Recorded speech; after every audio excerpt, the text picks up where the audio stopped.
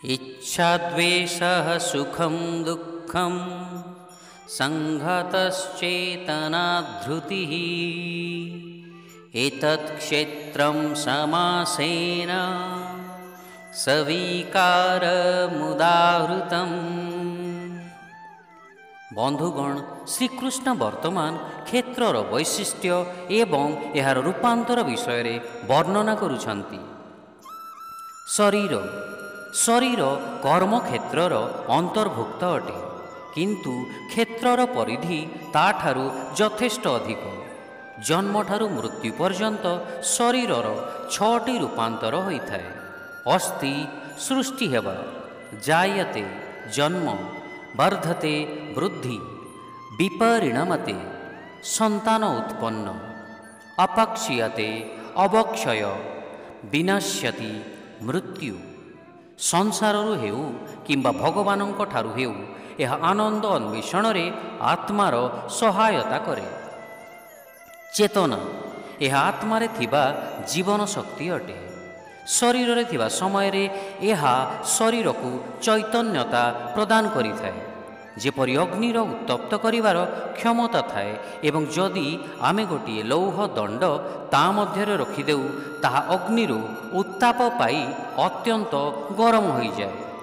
सेहीपरि आत्मा शरीर को चैतन्यता प्रदान करी एहाकु जीवंत रखिथाए।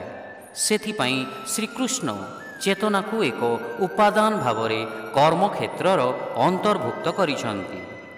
इच्छा एहा सेही संकल्प अटे जहा शरीर उपादान गुड़ी को क्रियाशील रखे एवं एक निर्दिष्ट दिगरे केंद्रित करिबारे सहाय्य करे। एही इच्छा शक्ति ही आत्मा को कर्म क्षेत्र माध्यम रे तार लक्ष्य प्राप्ति करिबारे सक्षम कराए।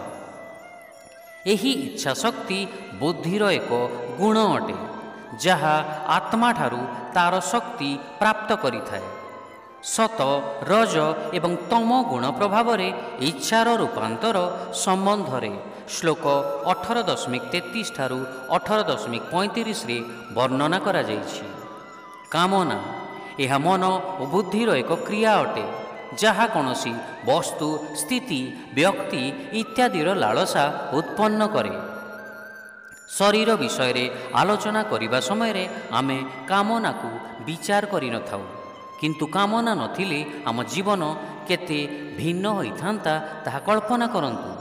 तेणु भगवान जी एही कर्मक्षेत्र को प्रस्तुत करिछंती एवं कामना को तार अंतर्भुक्त करिछंती, विशेष भावरे एहार उल्लेख करिछंती। कौनसी वस्तुर आवश्यकता विषय रे बुद्धि विश्लेषण करे एवं मन ताहार कामना उत्पन्न करे। जेतेबेले जणे आत्मज्ञान प्राप्त करे, तार समस्त भौतिक कामना लोप पाई जाए एवं शुद्ध मनरे से भगवानंक कामना प्रतिपोषण करे। भौतिक कामना बंधन कारक होइथिबा बेले दिव्य कामना मुक्ति प्रदान करिथाए। द्वेष यह मन और बुद्धिर एक अवस्था अटे, जहा अप्रीतिकर वस्तु, व्यक्ति और स्थिति प्रति विकर्षण उत्पन्न करिथाए एवं ताहा ठारू दूरेई जिबाकु इच्छा करिथाए। सुख यह एक आनंदर अनुभूति, जहा अनुकूल परिस्थिति रे एवं कामना पूर्ण हेबा द्वारा मन अनुभव करिथाए।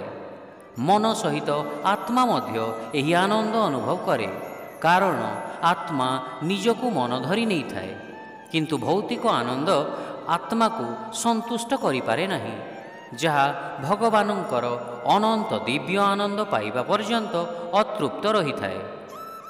दुख प्रतिकूल परिस्थिति रे मन अनुभव करुथिबा कष्ट को दुख कहा जाए। वर्तमान श्रीकृष्ण सेही सबु गुण एवं स्वभाव विषय रे वर्णना करिबाकु जाउछंती, जहा व्यक्ति को ज्ञान लाभ पाई सक्षम कराइबो एवं तद्वारा कर्मर क्षेत्र बा एही शरीरर उद्देश्य पूरण करिबो।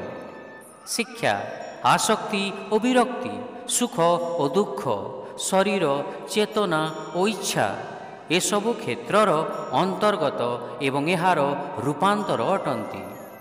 Dzire and aversion, happiness and misery The body, consciousness, and the will, all these comprise the field and its modifications.